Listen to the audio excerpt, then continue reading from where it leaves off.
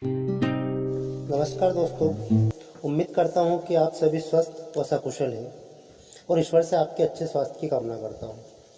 दोस्तों, मेरा ये वीडियो उन भाइयों और बहनों के लिए है जिनको पुस्तकें तो पसंद है पर पढ़ने में उनको थोड़ा आलस आता है।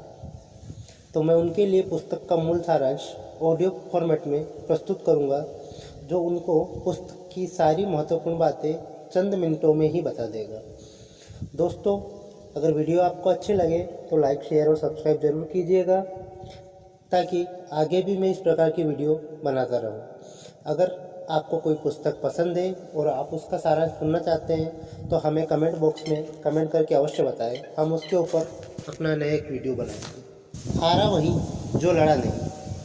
दोस्तों, अनुराग पाठक द्वारा लिखी हुई एक पुस्तक जो हाल ही में एकदम से चर्चा में आ गई और काफ़ी सुर्खियाँ बटोरी, जिसे नियोलिट पब्लिकेशन इंदौर द्वारा सन 2019 में प्रकाशित किया गया था। इस पुस्तक के लेखक अनुराग पाठक ने हिंदी साहित्य में एमए और पीएचडी किया है। इनकी प्रथम पुस्तक व्हाट्सएप पे क्रांति भारत में काफ़ी पसंद की गई थी।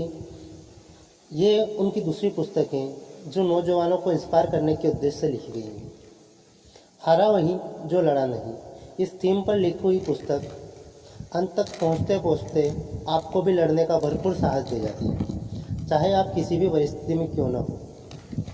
कहानी की शुरुआत होती है पुस्तक के मुख्य पात्र मनोज कुमार शर्मा से, जो अपने 12th बोर्ड परीक्षा का पहला गणित का पेपर देने के लिए रात भर गुलशन नंदा का उपन्यास जलती चट्टान पढ़ते रहे और इस उम्मीद में परीक्षा देने पहुँचे कि 10th की तरह इस साल भी नकल करके पास हो जाएंगे।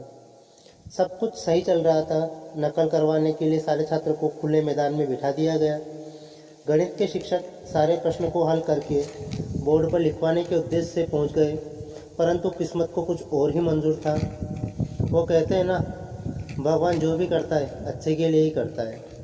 और उसी अच्छे कार्य को अंजाम देने पहुंच गए एसडीएम दुष्यंत सिंह, जिन्होंने नकल के भरोसे पास होने वाले सभी विद्यार्थियों की उम्मीद पर पानी फेर दिया था। मैदान उजड़ गया था, विद्यार्थी चले गए, कॉपियाँ खाली छूट गई, परंतु जुझारू युवक मनोज ने हार नहीं मानी। उन्होंने अपनी कॉपी इसलिए भरी क्योंकि उन्होंने सुना था कि कॉपी भरने से भी पास हुआ जा सकता है। भले ही उन्होंने पूछे गए प्रश्नों को ही दो बार उत्तर पुस्तिकाओं में लिख दिया, पर हार नहीं मानी। रिजल्ट से कुछ दिन पहले मनोज के पिता घर आए, जो साल में एक बार ही घर पर आते थे। वो सरकारी विभाग में कृषि विस्तार अधिकारी के पद पर नियुक्त थे। जब मनोज का रिजल्ट आया तो पता चला कि हिंदी को छोड़कर मनोज सारे विषय में फेल हो गया, परंतु मनोज के पिता को इस बात से कोई ज़्यादा फर्क नहीं पड़ा। उन्होंने बस एक वाक्य में अपना निष्कर्ष बता दिया, अगले साल पास हो जाएगा। आर्थिक स्थिति काफ़ी खराब थी। माँ कर्जा लेकर घर चलाती थी।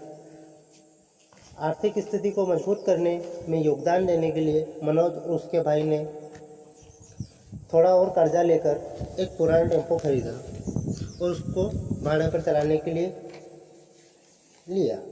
1-2 महीने अच्छे बीते, कमाई भी हुई।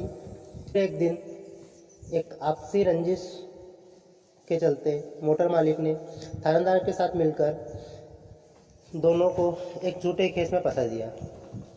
थानेदार टेम्पो को थाने ले गया और दोनों को जेल में डाल दिया। इल्ज़ाम था कि रात के अंधेरे में टेम्पो ने किसी को टक्कर मार दी।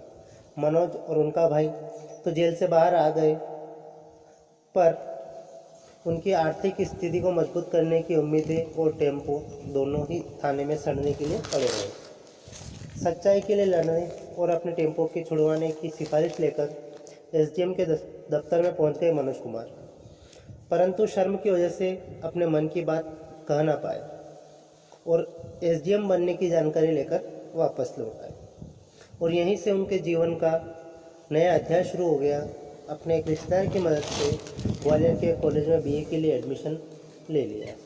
3 महीने एक रिश्तेदार के साथ अच्छी तरह बीते, लेकिन उसके बाद रहने और खाने की विकट समस्या उत्पन्न हो गई। 3 दिन भूखे प्यासे बिताने तथा